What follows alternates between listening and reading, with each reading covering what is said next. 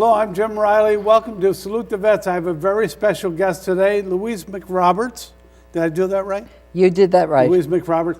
You were just designated and named Greene County Veteran of the Year, correct? I was. All right. Now, we're going to tell the story. We're going to have you tell the story. But tell us about the medal around your neck. The medal was given to me by Senator Katchik. Yes, it's a Cecilia New York State Katchik, Freedom Medal, and it was the first issued in New York State. And it was read, the proclamation was read on the Senate floor, so it was a very awesome time for me. It certainly was. It's certainly I'm very honored. I was going to say it is a great honor. It is. First one, we're terribly impressed, but what I like is you're still very nice. Oh, thank you. No, for being such a heroic person, to be a modest one is something that's very difficult to do, but it doesn't seem to be a challenge for you. No, it doesn't, because I'm surrounded by very good people. Yeah, I think that's terribly important. Yeah. Now, another thing I want to talk to you about is your VFW Lodge is? 1545. Okay. Now, we got people, you're from Wyndham. Correct. Louise McRoberts. Correct. Medal winner, New York Correct. State. Greene County Veteran of the Year. Tell us a little bit about your story. Well, when the war broke out, I was too young to join. My brother went in, my cousins went in, everybody went in, and I could have gone in if my mother and father would have signed a paper saying that they gave approval, but they didn't. Right. So I went in on my 20th birthday. I was sworn in on my 20th birthday. I couldn't wait. Well, again, I think that says something about the American spirit. It was at that time, That you yes. really feel that way. It's something, it's important to serve. Yes, yes, there was no question. No, I really think that says something about us as a people and something we can be very proud of. Where did you train? I trained in Fort Oglethorpe, Georgia. Oh, okay, yeah. And then I worked in Maryland, Fort Meade, Maryland. Right. And then I was transferred to Shaggs, Fort Shaggs. Okay. I think that's what it was called. Okay. And I worked there in the medics when that was when the Battle of the Bulge was on. Yes. And they were shipping the wounded back to the States, and that was the debarkation point. Right. And we had to work 72 hours in a row to get these soldiers that were wounded from where they were to where they would be according to their wounds, and trying to get them by their home. Yeah. Near to get or near their. They get on the way of recovery. Right. Yeah. Right. Yeah. And we couldn't stop. We could not stop it because it was imperative. Some of them were very severely wounded, you know. So as a young person, that must have been some challenge to deal with the conditions. it was, you know, but I never thought about it until later. Yeah. You know, later in life, you think, wow, all those kids, you know. Well, I Yeah. was a kid myself, really. Well, that's the other thing I was thinking of, to Yeah. be such a young person, take on that responsibility and deal with those horrendous injuries that they had. Yeah, yeah. There was another group that took all their information from the train Right. and brought it down to us, and then we would do the addressograph and the graphotype, which would give them the dog tags of where Right. they were going, you know. So, and then of course, we had the Section 8s that were walking all around. Yeah. Now, Section 8 dealt with the mental conditions and challenges. They call it PSTD now, I think. Yeah, the what is it? Post-traumatic shock syndrome. Yeah. Which is very true. Yes, it very is. real. And at that time, it was too. Yeah, it's well, I served myself, but I fit in between wartime periods, and I don't think anyone could understand what that was like unless, like yourself, you dealt with those who were injured. Very different world, isn't it? It is. It's amazing how different it is. It's just the whole notion to put your life on the line, and if you survive, you still have these issues to deal with. Now, as we look at what your experience was, you served in the WACS? I was in the WACS, Women's Army Corps. Right. I had to help Lori, one of our producers here.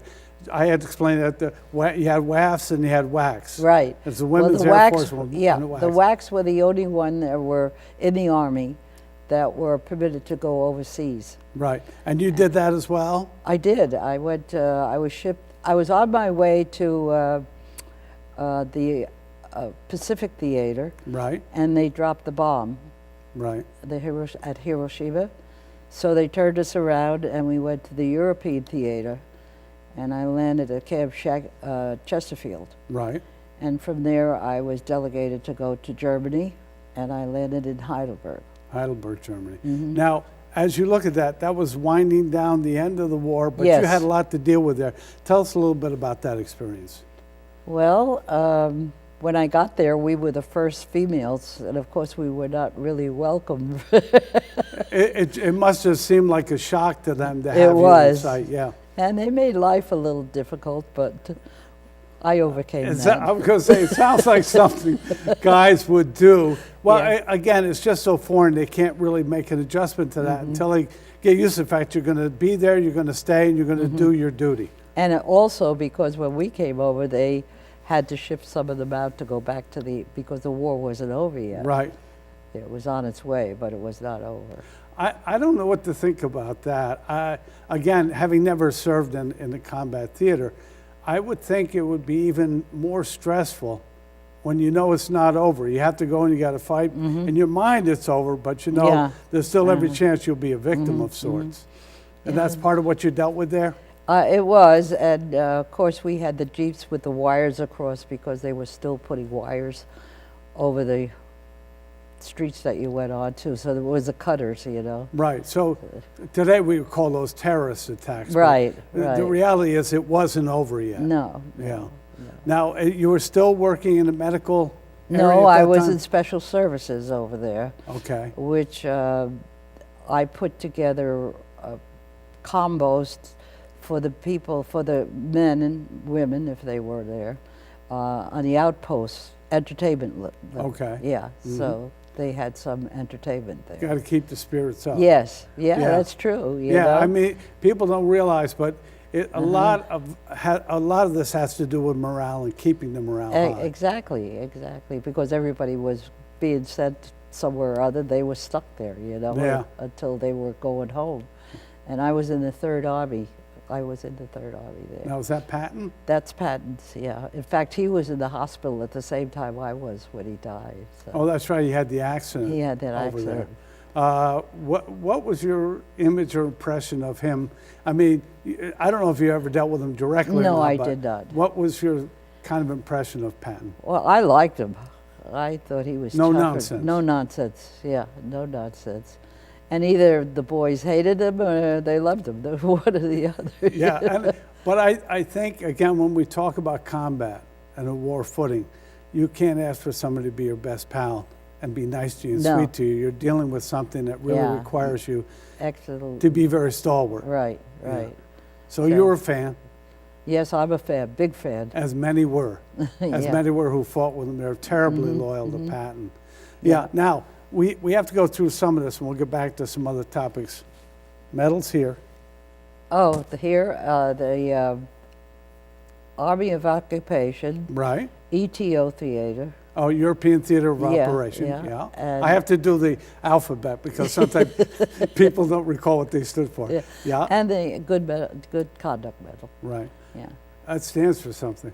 Yes, it does. You know, doing your duty. Again, we go back to that theme, but that's really what we're talking about. Mm-hmm. In a matter of crisis, whether you like it, whether you don't like it, whether you're afraid to do it, or doing You your do it. duty is something you have to do. Yeah, Yeah. there's no question. Now, you have your VFW cap on. I do. Again, it's 1545 up That's in correct. Wyndham. You've Uh-huh. got some decorations on that. You want to tell us about those? Those are like I have over here, the Wounded Warriors Yeah. and past commanders. Okay. And one is I was a quartermaster. So Okay. that's a pin that you get for a Yeah. couple of A hours. quartermaster, you know where everything is Yeah. and how to supply it. Supposedly. So- yeah. Do you have that? Yeah, I think we do. Yeah, yeah. It's one of those things. Again, it's responsibility. Yeah. It's taking responsibility. You mind if I get a little personal? No, We'll get away from the go military right for a little ahead. bit. One of the things I noticed in looking through this is like Tolstoy's War and Peace. Your story really is very impressive, and we're so thrilled you came to be with Oh, us thank today. you. We appreciate it. Your commitment was not just military. You've always been very dedicated to your community. Yes, Tell I us how was. you feel about Wyndham and your community and why you I think dedicate yourself. Wyndham is a wonderful town, you know. Everybody seems to work with each other and take care of each other, you know. So I like the people. But So, you've had a great deal to do with what goes on in Wyndham. Your volunteerism is well known. Yeah. Tell us a little bit about some of that. well, I was Meals on Wheels for 11 years, Right, and I was a matron with the Eastern Star twice. right. I also I was a secretary treasurer of the Batavia Fish and Game Club when it was in existence. Now that's the one that ran wild over the Batavia ran wild over the streets of Wyndham. We don't want to bring back any bad images, but I can recall the water running right down Main Street. Right, that but this was years Yeah. ago. Now, when that happened, you must have been involved in some activities as well. That was What, the really- flood? Yeah, Oh, yeah, I lost my mother's house on that flood. She lived on Mill Street, and that's where it backed up right. because all the debris came down from the top. Amazing. So, yeah, So you had a lot of community activity at that time, I'm I sure. did. I Yeah. did. Yeah. All right, let's go back now. I'd like to get back into the Sure. heroism, so I like that. Wounded Warrior Project is something that we're familiar with here because we've done some work with the Adaptive Sports Foundation in Wyndham. That's very critical to help these young It people, is. isn't it? Our post is very good with that. We take pride in having them come and eat their dinner there. Because it used to be at St. Teresa's, Right? and then our post wasn't capable of feeding them, inviting them to dinner. We were up there the other day to do a shoot and do a story on that, and we found that that's what was going to take place that day. After the day's event, they were going to go to your post and have dinner. What a wonderful thing to do for them. Well, our guys, as I call them, are wonderful men. They are. They're into everything to help the veterans and the community. So we're very proud. And you should be. Yeah. One of the things about your story, I think, is something that really makes us all very, very proud of us as a people, is that we never want to forget those who have served. No, That's Those- terribly important. it's terribly important, and I think that a lot of them do forget. They do forget because it goes on. It's 70 years, you know? Yeah. And I don't know whether they say anything at school about it, if they have any classes on that. But all the wars and all the men who have died and women on there, it's remarkable. It's mind-blowing, really. And then you talk to somebody and they say, oh, we didn't know that. Yeah. You know, we didn't know that. And it's too far removed for them, but Right. we have to keep it in front of people's minds. And I think that's part of what we do with the show, is to do that. But I think without people like you who have that individual story to tell, it's much more difficult for us to make that point. So it's really an honor to be with you. And I think when you look upon this experience, I know the great pride you have in what you've accomplished, but it really feels like it's something you're proud of in your community as well. I am. I truly am. And I have very great pride in the Women's Corps. I mean, we weren't allowed to go into combat. We did all the exercise, you know, we Right. went through everything. But we had the gun, we did the marches, we did everything, but they wouldn't put us on the front lines. Yeah. Yeah, and by the now way, they do. That's by the way, I knew I forgot something in this list. I had a little note. I want to talk about that. Tell us about your training, because as you said, you had to do the genuine training, even though Absolutely. you weren't going to be able to go on Right, the line. right. Tell us about the training. Well, the training was, you know, you got up at 5 o'clock in the morning and you did calisthenics, and then you did marching, and then you went on hikes, and then you had to go through all this stuff going up on the sides of the ship, you know, with the netting and, Right. and underneath the mud and everything. We did all that. Yeah. You said you were a good shot. I was. No, I saw the note. I saw the note. I was a good shot. But yeah, you had to use the weapons as well. Oh, yeah, yeah. What did you have back then? What did you use? I think it was a 30-06. All right. you and I aren't going to have any disputes. If you're still a good shot, I'm going to behave myself over here. I'm going to be very good. Well, I'm not sure that I would be that good anymore. You Well, know? yeah, the thing that I notice about all of this is you always talk about other people. You always talk about the others who served. Right. We're really talking about you and how much we appreciate you. Well, thank you, but I don't know. I never thought of myself as anything special. When we, in my generation, when something came up, we just did it. There was no questions, you know. Our country needed us, and we went. I think that's a pretty heroic statement in and of itself, but it is the truth, isn't it? That's right. That's right. I mean, my family, all my family, my cousins and everything, they went right away and left me home. And you would have gone, but I would have gone. You had to wait for just a little bit. I think, again, that's the thing that the Wounded Warrior Project reminds us. The point that you made today with us and shared with us, I think is critically important, is that we must never forget. Never, never. It's terribly important. And everybody, if they had a chance, should go see the World War II monument in Washington. It is magnificent. Have you done that? I have. project? I went on the Freedom Run. Yeah, the yes. Freedom Flight is what they call it, Right. I think. And the donations come in from the general public. Tell us about your experience on the Freedom Flight. Well, it was wonderful because we left from Catskill, a busload of Right. us, and we were preceded.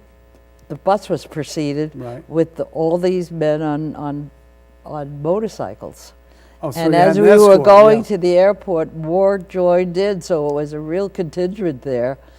And we got on a plane and we landed in Baltimore, I think. Okay. And there was everybody with the flags, and you know, so it was thrilling. It really was a thrill. It really was a thrill. I think those are the kinds of things that'll help us stay in contact with those who have made the ultimate sacrifice or have suffered with their experience, because they did their duty, and we should always remember that. It's terribly important. And I think it's people like you and like the others that instigate all these affairs, you might call, Right? Well, that I appreciate that, and we all do, you know, because you're the ones that keep us in the limelight. that's a very kind word, and I'll tell you what I like about the experience. Forever and a day now, and I'm looking at the folks out there, I'll be identified with Louise McRoberts, American hero. Thank you very much. Thank you so much. We ask you to join us again real soon on Salute the Vets.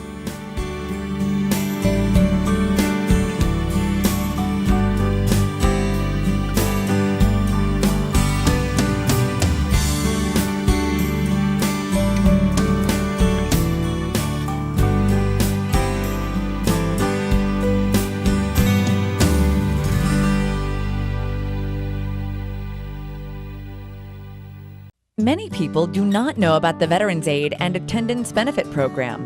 Do you?